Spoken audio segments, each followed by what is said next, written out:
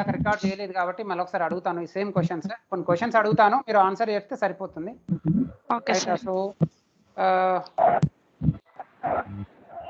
Can you correct the true statement about the hospital అనే ఒక question వస్తుందండి. Right, please correct the true statement about the hospital అని ఒక question అడుగుతారు. దాంట్లో మీరు కరెక్ట్ చేయాల్సిన ఆన్సర్ ఏంటంటే హాస్పిటల్ యొక్క డెఫినేషన్ అండి. చెప్పండి, హాస్పిటల్ డెఫినేషన్ చెప్పండి. This is an institution to cure sick and injured patients. Yes, organized institutions for care, right, care of sick and injured client or patient. ఇది రాసుకోవాలి, right. And coming to the hospitals లో short terms goals ఉంటాయి, long terms goals ఉంటాయి. Short term medical care ఉంటుంది, long term medical care ఉంటుంది. అదంతా గుర్తుపెట్టుకోండి. Types of hospitals లో స్మాల్ హాస్పిటల్స్ బెడ్ కెపాసిటీ ఎంత అండి? 100 right, 100 or less than 100 capacity ఉన్న హాస్పిటల్స్ ని స్మాల్ హాస్పిటల్స్ అంటాము. మీడియం హాస్పిటల్స్ అని వీటిని అంటామండి 101 to 300. రైట్, 300 బెడెడ్ హాస్పిటల్స్ ని మనము మీడియం సైజ్డ్ హాస్పిటల్స్ అంటాం. లార్జ్ సైజ్ హాస్పిటల్స్ అంటే 301 to 1000 bedded. yes, 301 to 1000 bedded hospitals ని మనము లార్జ్ సైజ్డ్ హాస్పిటల్స్ అంటాము. టీచింగ్ హాస్పిటల్స్ అని వీటిని అంటాము 500 bedded hospitals. 500 bedded అండి. రైట్, సో టీచింగ్ హాస్పిటల్స్ ని స్టూడెంట్ యొక్క స్ట్రెంత్ ని బట్టి ఇంక్రీజ్ చేసుకోవచ్చు అండి. రైట్, అండ్ టీచింగ్ హాస్పిటల్స్ ని మనం రీజనల్ హాస్పిటల్స్ అని కూడా అంటామండి. అది రాసుకున్నారా? టీచింగ్ హాస్పిటల్స్ ని రీజనల్ హాస్పిటల్స్ అని కూడా అంటాం. ఓకే, డిస్ట్రిక్ట్ హాస్పిటల్ యొక్క బెడ్ కెపాసిటీ ఎంత అండి? 200 bedded. 200 bedded అండి. సో వీటిని డిస్ట్రిక్ట్ జనరల్ హాస్పిటల్స్ అని అంటాము మనం మోస్ట్లీ. రైట్, ఆ తర్వాత తాలూక్ హాస్పిటల్స్, వీటిని మనం ఏరియా హాస్పిటల్స్ అంటాం కదమ్మా. తాలూక్ హాస్పిటల్స్ అంటే ఏరియా హాస్పిటల్స్. సో ఎంత బెడెడ్ కెపాసిటీ అమ్మా? 50 bedded కెపాసిటీ. రైట్, ఆ 50 bedded కెపాసిటీని ఏరియా హాస్పిటల్స్ ఆ తాలూక్ సెంటర్స్ అంటాం. కమ్యూనిటీ హెల్త్ సెంటర్స్ ఎంత బెడెడ్ కెపాసిటీ అండి? 30 to 50. 30. రైట్, 30 bedded మినిమం అండి. దాన్ని ఒకవేళ రేంజ్ లో అడిగినట్టయితే 30 to 50 bedded. సో దీంట్లో గుర్తుపెట్టుకోండి, లిమిటెడ్ సర్వీస్ అనే చెప్పాం కదా. లిమిటెడ్ సర్వీసెస్ సెంటర్ ని కమ్యూనిటీ హెల్త్ సెంటర్ అంటాము. లిమిటెడ్ సర్వీసెస్ ఏంటి అండి CHC law? 6 bedded sir. General 6 to 10. Minor medical services. Please అండి, నా క్వశ్చన్ మళ్ళీ ఒకసారి వినండి. What are the limited speciality services in CHC? General checkup.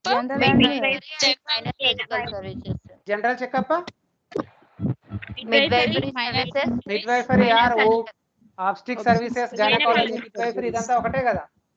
yes sir. Right, ఇదంతా ఒకటి. Next third one minor surgical services. So minor surgical services. Very good. So ఇది పెట్టండి, గుర్తుపెట్టుకోండి. Coming to the PHC, right. So PHC ఎంత bedded hospital అండి? 6 bedded. Very good. Right, so 6 to 10 bedded. 6 bedded hospital. దాన్ని extend 10 bedded వరకు extend చేసుకోవచ్చు, అంతే కదండి? అంతే సార్. నెక్స్ట్ హాస్పిటల్ కేర్ అంటే ఏంటి? Hospice care of dying Oncology patient. dying. Palliative care for not curable patients. Not curable అని కాదండి, care for dying patient. Care for dying. yes, care for dying patient ని మనం hospitals దీంట్లో 3 areas divide చేస్తామండి. Care, nursing service, philosophy. Care లో పెట్టుకోండి, ఏ care ఇస్తామండి హాస్పిటల్ లో? Palliative care And palliative care. Palliative care, ఇంకా Supportive care. Supportive care. Palliative care ఇస్తాము, సపోర్టివ్ కేర్ ఇస్తాము. supportive care. రైట్, సో కానీ ఈఎన్ కేర్ ఏంటంటే దీంట్లో ఏ కేర్ ఇవ్వము? curative care. రైట్, సో ఇక్కడ బిట్ ఏమొస్తుందంటే in hospice service, right? Which one is not providable అని ఇస్తారు. In hospices, which one is not providable by the nurse or services by the nurse? ఏదండి? Curative care. Curative లేదంటే except అని అడుగుతారు. Except అని అడిగినప్పుడు కూడా క్యూరేటివ్ అనే ఆన్సర్ వస్తుంది. ఓకేనా అండి? సో హాస్పిస్ లో ఎక్సెప్ట్ అడిగితే క్యూరేటివ్. అండ్ నర్సెస్ యొక్క మేజర్ ఏంటండి హాస్పిస్ లో? మేజర్ ఫోకస్ ఏంటండి? నర్సెస్ మేజర్ ఫోకస్ ఏంటి? To meet primary wishes. Free from the pain, comfort. Free from the pain and comfort as soon as possible. కదండి? Free from the pain and comfort as soon as possible. And ఇంకో Free from the ఏంటి? ఇంకో service ఏంటండి? It helps to meet primary wishes. Yes, helps to meet primary wishes. Primary wishes. Helps to meet primary Wishes of the client. So common philosophy ఏంటి మొత్తానికి hospice? meet or fulfill the physiological and psychological needs. Okay, just psychological, physiological, spiritual అన్ని విధాలుగా fulfil the needs. ఓకేనా అండి?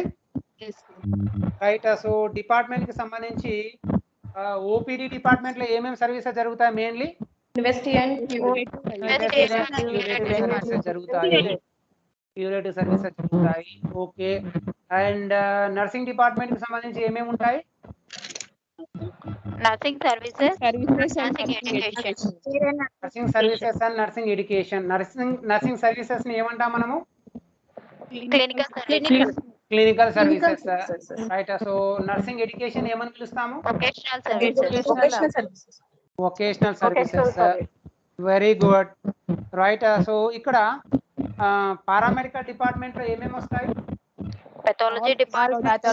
Pathological, biochemistry, all lab investigations. Investigative department మొత్తము paramedical కిందకి వస్తాయి.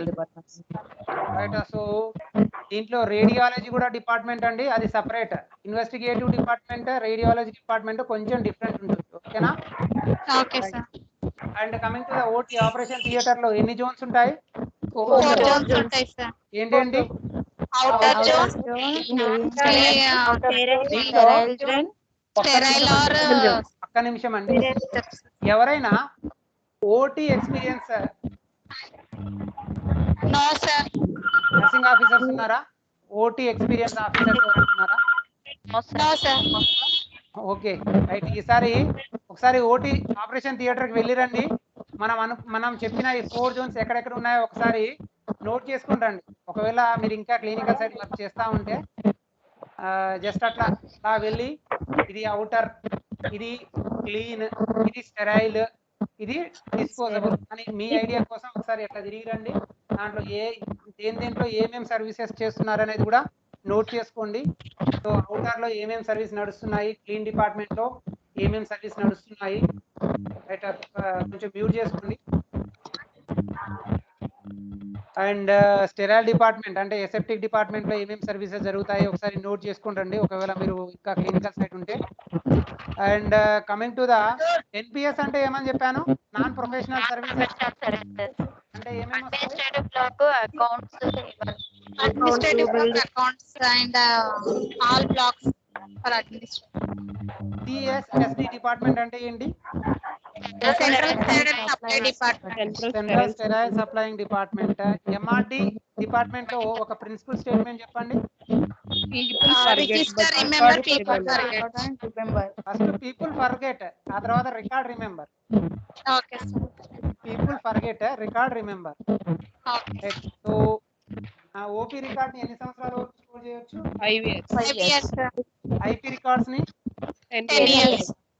Medical legal records ని 15 years. 15 years. Very good. So మొత్తానికి హాస్పిటల్లో కొంత ఇన్ఫర్మేషన్ అనేది ఏమేమి ఉంటుంది హాస్పిటల్లో అనేది ఒక రివ్యూ అయితే అయిపోయింది. ఐ హోప్ మీ అందరికి ఈ క్లాస్ అర్థమైంది అనుకుంటా కదండి? రైట్. సో ఈ క్లాస్లో క్వశ్చన్స్ వస్తాయని ఎక్స్పెక్ట్ చేస్తున్నారు కదా. నెక్స్ట్ మీకు ఇచ్చే అసైన్మెంట్ ఏంటంటే, మీకు ఇచ్చే క్లాస్ రూమ్ అసైన్మెంట్ ఏంటంటే, మనం ఈ రోజు చెప్పిన క్లాస్ నుంచి అందరిని మ్యూట్ చేస్తున్నాను ప్లీజ్, అన్మ్యూట్ చేసుకోకండి ప్లీజ్.